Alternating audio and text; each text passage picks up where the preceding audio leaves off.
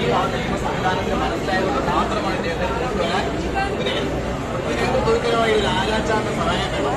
ഈ കൂട്ടത്തിൽ ആർക്കെങ്കിലും ഒരു ആരാച്ചാറാവാൻ താല്പര്യമുണ്ടെങ്കിൽ മുന്നോട്ട് വരാം. ഒരു ആരാച്ചാറായി ചെയ്യുന്ന പ്രവർത്തനം വളരെ നിസ്സാരമാണ്.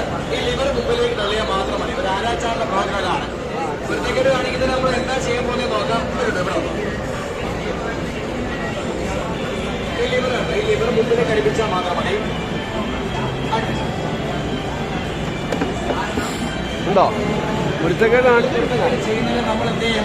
1 മണിക്കൂർ നേരം 5-10 മിനിറ്റ് അല്ല 1 മണിക്കൂർ നേരം ഇന്നത്തിൽ ഹാങ് ചെയ്യും. അതിനുശേഷം മരണം സംഭവിച്ചിരുന്ന മെഡിക്കൽ ഓഫീസറെ റിപ്പോർട്ട് ചെയ്തതിനു ശേഷം മാത്രമായിരിക്കും നമ്മൾ ഈ ഹാങ്ങിങ് പ്രൊസീജിയർ അവസാനിപ്പിക്കുന്നത്. 5-10 മിനിറ്റ് അല്ല 1 മണിക്കൂർ. പണ്ട് ഇത്ര നേരം ഇല്ലായിരുന്നു. പണ്ട് ഇത്ര നേരം ഉണ്ടായിരുന്നു. പക്ഷേ ദാദാസാഹിബ് സിനിമ കണ്ടവർക്ക് എല്ലാവർക്കും ഒരു സംശയമുണ്ട്. അതിൽ നായകനതിന് മമ്മൂട്ടി ആയതുകൊണ്ടാണ് രക്ഷപ്പെടുന്നത്. ശരിക്കും നമ്മുടെ ഇതിനായി ഇവിടെ പറയുന്നത് മരണം വരെയും പൂർത്തിയായിട്ടുള്ളതാണ്. ആരും മരണം വരെ രക്ഷപ്പെടില്ല. കാരണം നമ്മൾ തയ്യാറാക്കുന്നത് പോലെ 3 കയറാണ്. ഒരാളുടെ വധശിക്ഷയ്ക്കായി തയ്യാറാക്കുന്നത് 3 കയറുകളാണ്.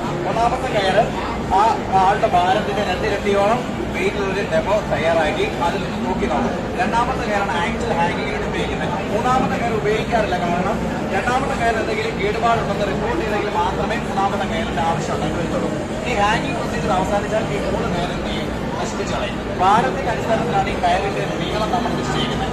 അതായത് ഈ ഭാരം കുറവുള്ള ആൾക്കാർ, അതായത് 44 കിലോയ്ക്ക് താഴെ ഭാരമാണെങ്കിൽ 198 സെന്റിമീറ്റർ ആയിരിക്കും ഈ കയറിന്റെ നീളം നമ്മൾ സെറ്റ് ചെയ്യുന്നത്. എന്നാൽ 70 കിലോയ്ക്ക് മുകളിലാണെങ്കിൽ 152 സെന്റിമീറ്റർ മതിയാവും. അതായത് ഭാരം കൂടുന്നതനുസരിച്ച് കയറിന്റെ നീളം നമ്മൾ കുറയും. ഇതാണ് ഒരു ഹാങ്ങിങ്ങിന്റെ പ്രൊസീജിയർ.